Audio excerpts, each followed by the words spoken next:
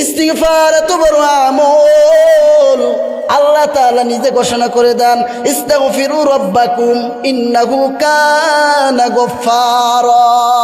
যে ব্যক্তি যত বেশি ইস্তিগফার পাঠ করবে আল্লাহ তাআলা ততবার ওই বান্দাকে মাফ করে দিবে। সুবহানাল্লাহ। ইউরসিলিস সামা আলাইকুম মিদরারা। দুনিয়ার ভিতরে যে বান্দা ইস্তিগফার পাঠ করবে আসমান থেকে বৃষ্টির ন্যায় মুষলধারে দুনিয়ার ভিতরে ওই ব্যক্তির উপরে রহমত নাজিল করবেন।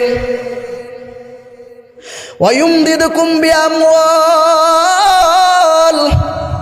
এই দুনিয়ায় আসার পর মানুষের যত প্রয়োজন, যত টাকার প্রয়োজন, যত অর্থের প্রয়োজন, যত সম্মানের প্রয়োজন আছে না নাই, আল্লাহ তাআলা বলেন এই ইস্তিগফারের উপরে আমল করলে আমওয়াল ওয়াসিরেই ওই বান্দার সমস্ত ধরনের সম্পদ আমি আল্লাহ নিজ দায়িত্বে দিয়ে দিব।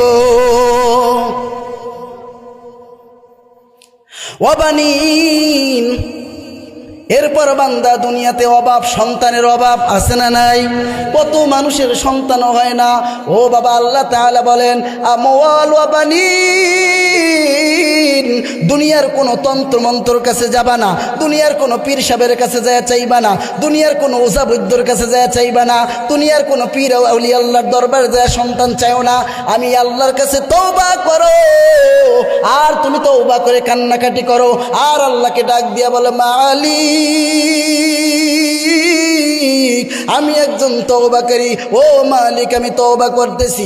আমার স্ত্রী তওবা করে, আমার স্ত্রী তোমার হুকুম পালন করে। ও মালিক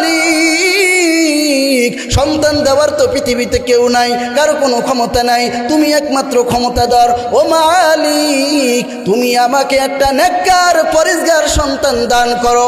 আল্লাহ তাআলা বললেন যে বান্দা বিশ্বাস রাখি আমার প্রতি ইস্তিগফার পড়বে, আমার কাছে চাইবে, অচিরেই ওই বান্দাকে আমি সন্তানের ব্যবস্থা করে দিব।